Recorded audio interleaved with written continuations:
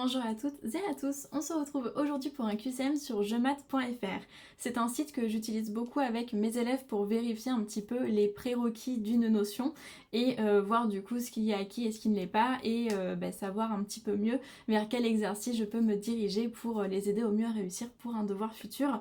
On va commencer avec un QCM de secondes, donc on va faire les ensembles de nombres parce que j'ai tous mes secondes qui ont commencé par ce chapitre-là. Alors, question 1, donc place le nombre racine de 26 dans le plus petit ensemble auquel il appartient. Alors, petit rappel sur les ensembles de nombres, vous voyez qu'en plus le QCM vous aide pas mal. Donc n, ce sont les entiers naturels, donc 0, 1, 2, 3, 4, 5, etc. Donc les entiers positifs en fait. Ensuite, z sont les entiers relatifs, donc il comprend tous les entiers positifs, donc l'ensemble n, mais aussi tous les entiers négatifs, moins 1, moins 2, moins 3, etc. Ensuite, on a l'ensemble D, ça c'est l'ensemble des nombres décimaux. Donc un nombre décimal, c'est un nombre qui peut s'écrire sous forme d'une fraction décimale, donc une fraction dont le dénominateur sera 10, 100, 1000, etc. Ou alors, on peut aussi dire que c'est un nombre à virgule dont la partie décimale est finie. Ensuite, on a les nombres dits les nombres rationnels, donc qui s'appellent Q, Q pour quotient. Les nombres rationnels peuvent s'écrire sous forme d'un quotient de deux nombres relatifs, donc une fraction où le numérateur et le dénominateur sont des nombres relatifs. Et ensuite on a R, donc là c'est tous les nombres de la droite des réels, y compris les irrationnels.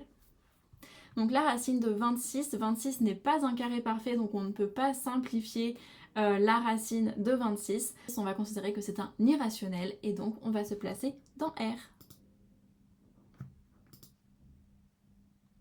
Place le nombre moins 20 dans le plus petit ensemble auquel il appartient.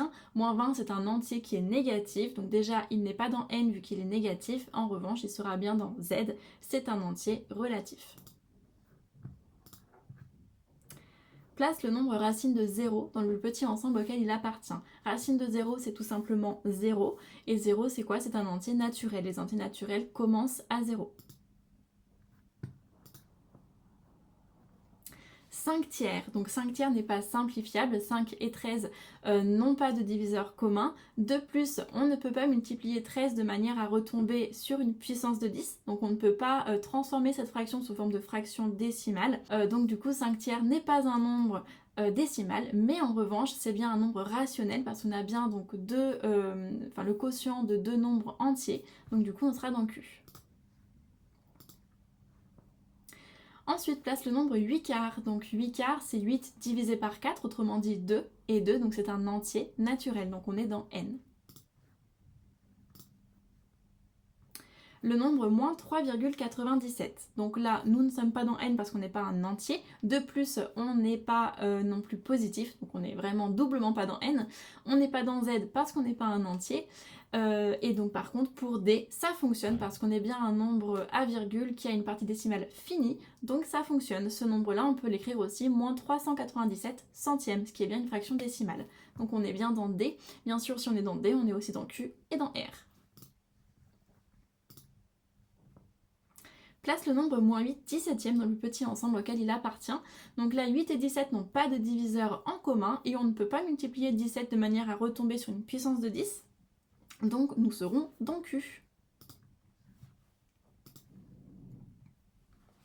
Le nombre moins 20 quarts, donc moins 20 quarts c'est 20 divisé par 4, 5, moins 5. Moins 5 donc n'est pas un entier positif, en revanche c'est un entier négatif, donc on est dans Z. Moins 13 cinquièmes, donc moins 13 cinquièmes c'est une fraction qui pour l'instant n'est pas décimale, cependant on peut passer de 5 à 10 en multipliant par 2, donc si je multiplie aussi 13 par 2, j'obtiens moins 26 dixièmes, et à ce moment-là j'ai bien une fraction décimale, moins 26 dixièmes ou encore moins 2,6. Donc moins 13 cinquièmes est bien un nombre décimal.